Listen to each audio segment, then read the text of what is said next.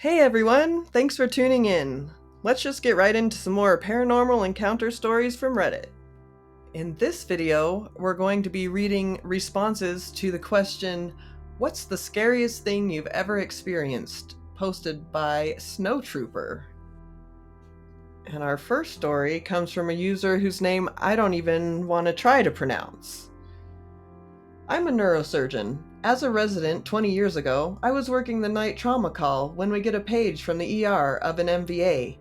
Once arrived at the ER, my job was to find out if there's a spinal injury or neurodeficit requiring immediate neurosurgical intervention. I introduced myself to the patient, and his eyes were just wide awake like he just saw something shocking. He was not speaking and didn't even acknowledge my existence. Did my evaluation and didn't see any need for surgery. However, it's customary that we stay signed on to cases of trauma for a minimum of 2 to 3 days while they're admitted in case something changes. The next day, in the morning, I was rounding and I read the internal medicine note history gathered from the patient. Here's the history, summarized. Patient was driving through a rural location in town during the daytime when he noted a large crowd gathering on the road. Something was off about this crowd. They didn't look human. They were tall, very tall, long blonde hair, sharply blue eyes that would pierce your soul if you looked at them. That's when it happened. His car flipped multiple times. He doesn't remember why this happened, but all of a sudden, this really tall entity came to his car, pried open the car door with his bare hands, and removed him from the vehicle. That's when he blacked out. When I went back to see him, he corroborated this story and was crying profusely about the experience. Anyways, again, no surgical intervention. The next morning was even stranger. I walked into pre-round. 4 men with suits and visitor badges were hovered around the patient. I asked who they were. They said nothing. They looked at me until they made it extremely awkward to remain in the room any longer. That's when I stepped out for a second. Eventually, I asked the nurse who these people were. She said, "What people?" I went back into the room, and the patient was effing asleep. No men in the room. I woke the patient up. He said no one had been in the room. When I started to mention the events that got him into the hospital, he said, "Yeah, I normally don't drink like that." His blood alcohol content on arrival was 0.0%. He denied any of the events that he had previously corroborated. I've heard stories about these tall blonde men and how men in black suits start showing up around anyone who mentions seeing them. I can't remember what they're called, but that's pretty creepy to know that you're not even safe in the hospital from them. Like, how did they even do that? How did they erase everyone's memories? Did they teleport? Next up is a story from Imperial 2. I encountered some entity that my family refers to as the newspaper ghost. I was 13 or 14, house sitting like 4 houses down from mine, and they told me to collect the paper every day. Paper and mail never came. I was like, okay, they probably held it at the post office and forgot to tell me. Last day of house sitting, my friend is with me, which I'm telling you to let you know a second human witnessed everything I'm saying. We showed up at the house to feed the dog and check everything, etc. It's about 6 p.m., dusk. The front door is wide open. Every single light in every room is on. Every bulb. The freaking oven light is on. The fridge and microwave are open. There's a pile of what must be 35 newspapers on the front stoop. Way more than should have accumulated in just this 1 week. And the dog is fine. We go into the kitchen thinking WTF, but we should turn off all the lights and close the doors and shit. I'm being paid for this, so I feel an obligation. The basement door is accessed from the kitchen. We see very clearly a person is in the basement. They run. The basement lights turn off. We effing run. My father is a police officer and has been since he was 17 years old. He is a very intense man and generally always has a gun. We go to my house, which is nearby, and convince him to return with us. All the newspapers are gone. All the lights are now off. But every door in the house is still open, including the fridge and microwave, toaster oven, cabinets, basement door. This weirds my dad out enough to check shit out. We have informed him of the person in the basement. He checks shit out. Everything is fine. Neighbors return. Very elderly neighbors. Pay me extra and tell me not to worry. They have an old house. They know how it can act sometimes. Both gone now. This was like 23 years ago. There's no way a human could have done all that in such short time. It had to be a ghost. It seems like the owners of the house knew about their creepy roommate and were just fine with it, though. Maybe the ghost was so active during your house sitting job because it was angry about having you there as a guest and wanted you out. Maybe it wasn't as poltergeisty most of the time. Either way, that's a creepy story. The next post was submitted by Magic Dust 781. Honestly, I'm still a little shook from something that happened the other day. I was making the bed and my daughter called out, "Mom," from the doorway. I got a fright and jumped and said, "Oh shit, you scared me."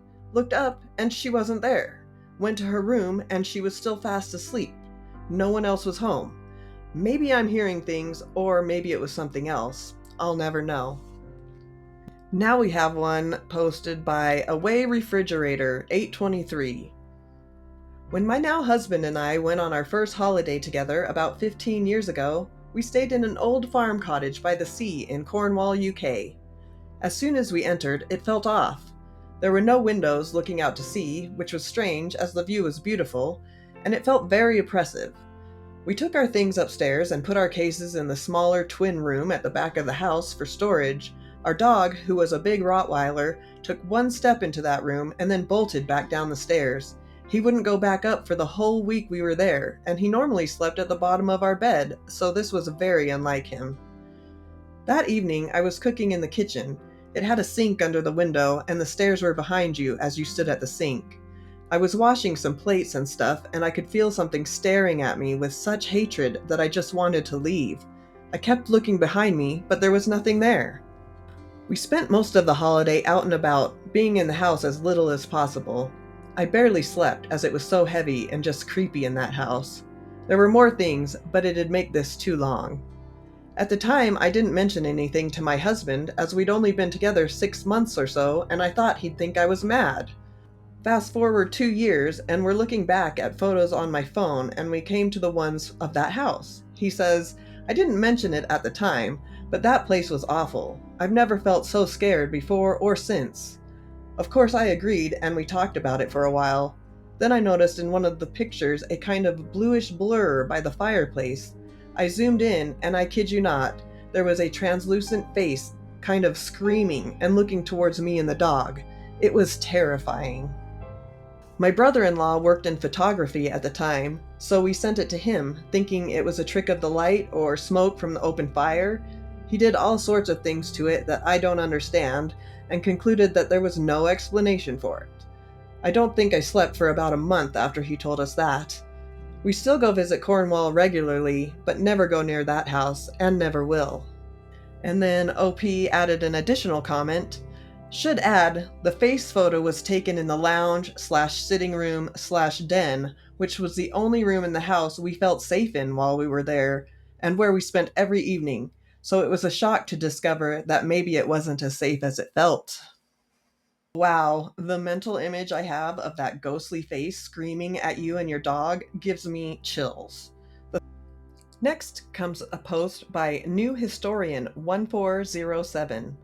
I live in the Appalachian Mountains, so I'm somewhat familiar with paranormal things. My family specifically has a record of not-so-imaginary friends, sudden feelings of dread, and flirty ghosts. Some of the things that have shown themselves have been friendly, some not so much. One of these was when I was walking my friend's dogs at nighttime. I've never been scared of the dark or anything in it, but on this occasion I was terrified to even go outside for no reason. Walking the dogs was fine until we got to the bottom of the yard where the woods begin. I heard a heavy breathing, but just chalked it up to the wind until I kept seeing something glowing out of the corner of my eye. However, nothing was there when I turned to look at it. Just as I was about to go back inside, both of the dogs started growling in unison. I turned toward the woods, and then I just froze. I couldn't move.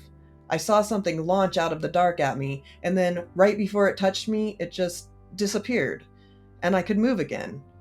Could have been an animal encounter combined with adrenaline, but who knows? Safe to say, I got my brother to walk the dogs the next night. Good question about whether it was adrenaline or some kind of flying animal of the night, like a bat or owl, or if it was something paranormal. Either way, it was a scary story. Some animals that live in the woods are even more terrifying than ghosts. Inevitable Snap 0117 posted, I have so many, just so many, but I'll tell my most recent one. I had a friend who was living on the other side of the planet for a while, so we would talk at odd hours. My house is small, and sound travels through it like a bullet, so in the summer I'd go walking through my yard when we'd talk late at night, so as not to wake anyone. I have a quarter acre of mostly wooded property that is surrounded by acres of other woods, and there's a creek that runs through it all. The trees here are very, very tall and very old. This is in the Pacific Northwest, just north of Seattle. Anyway, one night I was walking and chatting and laughing around 3 a.m. The moon was really bright that night, so I was staying in the clearing and not using any flashlight or any light besides the moon. And suddenly, from the tree line next to me, I so clearly hear my name, "Come play with us," said in unison by multiple delicate voices. And then there was this giggle of what sounded like 3 to 5 small people, but it twinkled like glass falling on marble. The hair on my neck stood straight up. My friend was mid-story, and he stopped and said, "Is someone outside with you?"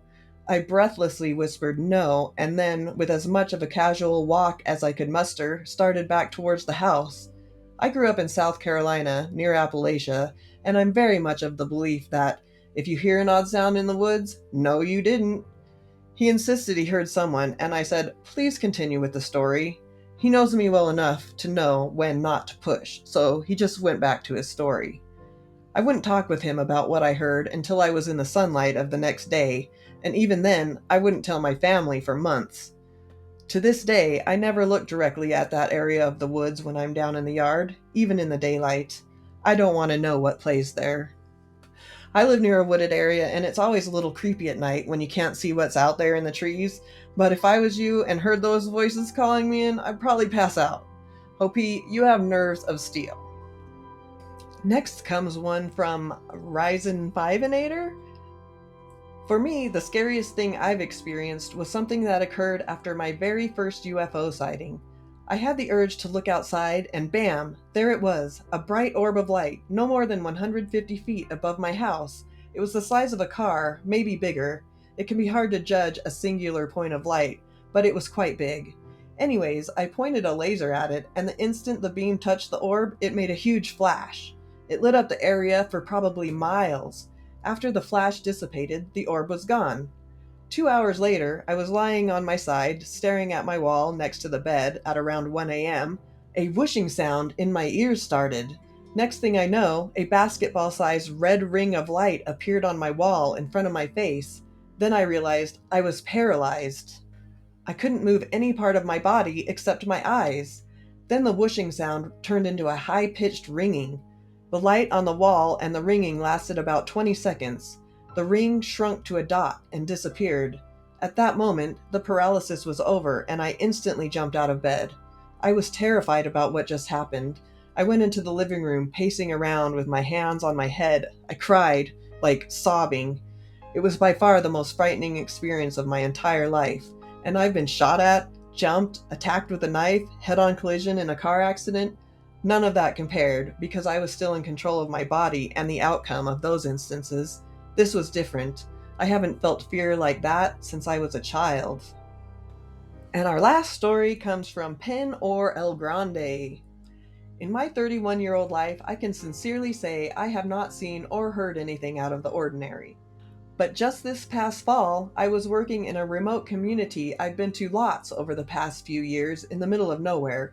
I am constantly away and isolated for work, been doing this 10 plus years, and I kept hearing out-of-place noises late at night, but really just kept putting it off. Lots of local stories of the building being haunted, but I had never seen or heard anything crazy. It's a wooden log frame building with big windows. I'm on the phone with my mother around 10:30 at night, facing 90 degrees away from the window, when I hear a loud bang on the window, and I slowly look over to my right. And as I'm looking over, I see a face moving in the window, and I think, oh, that's just my own head in the reflection going to look out the window. As I look closer, it is a large white face, and it quickly turns away as I focus on it, and I realize it wasn't my reflection at all, as my reflection isn't even close to where I was sitting, So I immediately jump up and run to the window, thinking maybe a kid with a mask trying to spook me, and I see no tracks in the snow whatsoever. Not even 5 minutes later, I see a black silhouette run across the road through the window, and I run to the window again and realize it's a dog I know called Red. And as I look closer outside in the darkness, I see pretty well every dog in town is running all around the lodge and across the street in every direction, losing their minds. This is a small town where everyone leaves their dogs off leash. It looked like they were looking for something, but had no particular trail to follow as they were all so scattered. It was very unusual, all within the span of 5 minutes. I honestly haven't been the same since that, as it's just plainly unexplainable. And since that short time, there have been over several instances of things I never thought imaginable, but that was one of the most jarring.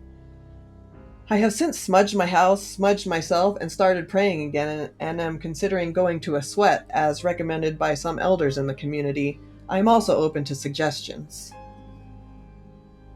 Oh man, a lot of times when I walk past the windows at night, the thought crosses my mind of how I'd be so scared if I turned and saw someone looking in at me, but that actually happened to you. The fact that all of the neighborhood animals were running around makes it even creepier because, like, what was out there? So freaking creepy. And that's it for today. Thanks for watching. I hope you enjoyed it. Please hit like and subscribe if you did. And if you've had any creepy paranormal encounters you'd like to share, please share them in the comments below. I'd love to hear them. Until next time, stay safe out there and don't turn off the lights.